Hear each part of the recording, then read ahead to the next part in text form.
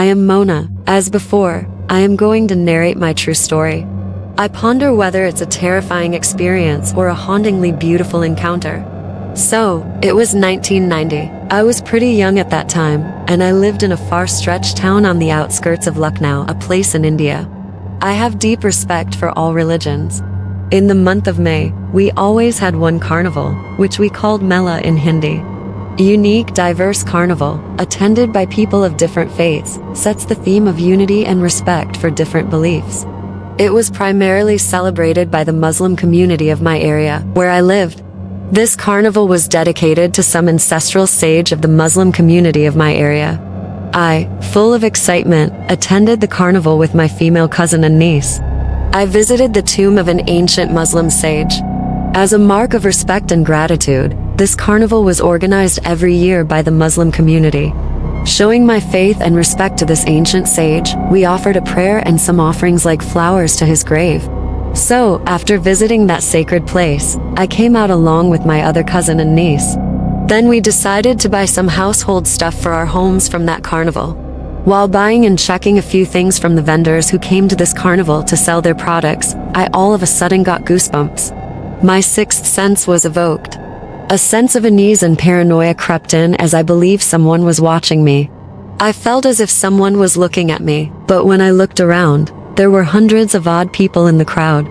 Yet, I felt someone was staring at me. I pulled my cousins and asked them to move with me. While I was moving ahead, I turned around just to make sure that there was no one following us. Suddenly, I saw something. It sent chills down my spine. I spotted a handsome, mysterious man, dressed in a pristine white kurta and a white skull cap, whose gaze was unsettling. He was leaning a bit on a bamboo, with his left shoulder supported on that bamboo, which was used as a makeshift pole for holding bulbs. I vacillated between fear and attraction.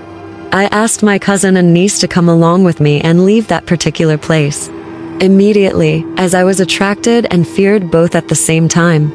Because he was the kind of man I've always dreamt about and found very attractive. But there was something enigmatic and unknown about him, so I was also fearful. As the carnival continued, I headed towards the section where there were many swings and a giant wheel. While waiting in a line to board the giant wheel, he was always wandering in my mind. I was kind of thinking about him and was also fearing his thought. He was handsome as some Greek god, whose face had a glow of 1,000 bulbs. He had the most beautiful, enchanting, and enigmatic eyes. His adder could be smelled from afar. Somewhere, being a girl, I was attracted towards him, and I just thought that I should not be scared of him.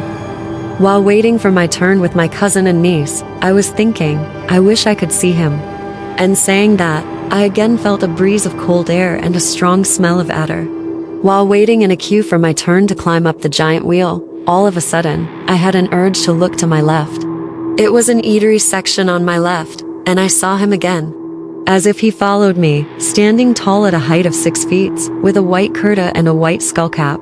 And the most innocent face and the most beautiful smile I had ever seen, and his eyes were most appealing.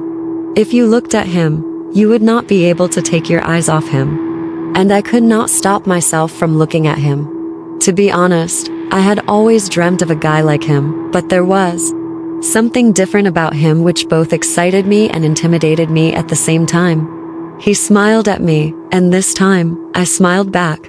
Then my cousin asked me whom I was smiling at, and I did not reply. I looked forward and was about to board the giant wheel, then I saw him again. He outshined everyone. Now I felt a sudden attraction towards him. I thought, why is he only looking at me? I could see he was just staring at me. Also, I noticed he is not blinking his eyes. I found it a little weird. Then my cousin again asked me and said I am acting weird. Then I told her that there is this guy who is constantly staring at me and has been stalking me. I asked her to look in front, as he is standing there. She looked closely and she said she does not see anyone. And this time I also did not see him either. Now, it was our turn to board the giant wheel. I got excited to board the giant wheel. My cousin and my niece and I sat in one of the cabins of that giant wheel. I was very excited. As the giant wheel started to move, I saw something that trembled my whole body. I was shivering in fear as I saw the same mysterious guy in the same giant wheel, sitting in one of the cabins opposite to our cabin, and he was smiling constantly. There was something about his smile. He was smiling with his eyes, but it seemed very ominous this time. My eyes filled with tears of fear. My cousin and niece asked me why I was acting so weird and looked so scared, but I could not listen to my cousin, as I was totally blank in fear, and still I saw that man who continued to stare with an eerie, unblinking smile, and I was on the brink of a breakdown. But my family remains unaware of the stranger's presence. As the giant wheel stops, I decided to leave the carnival immediately, fearing for my safety.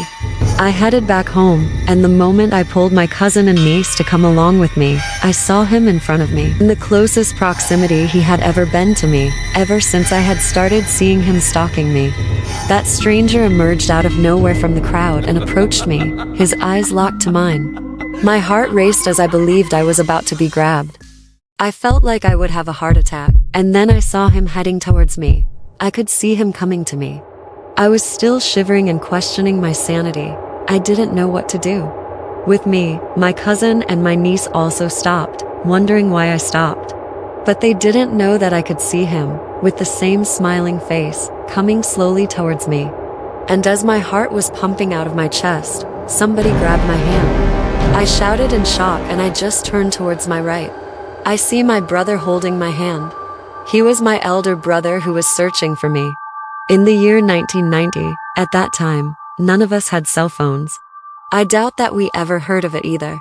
He was just searching for me in the entire carnival, and he just grabbed my hand.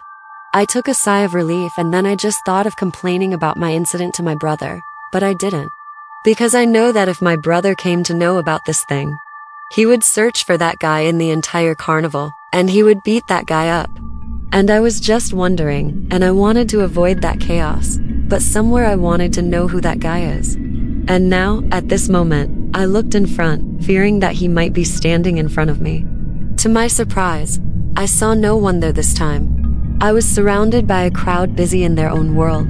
So, I was really excited and happy to see my brother, but a little scared that I might see that man again. While going back home, we needed to cross the same place where I went initially to offer my offerings and prayers, to the same hundreds of years old tombstone grave of that Muslim sage. So, we crossed our path with that place while just crossing by. I again looked back.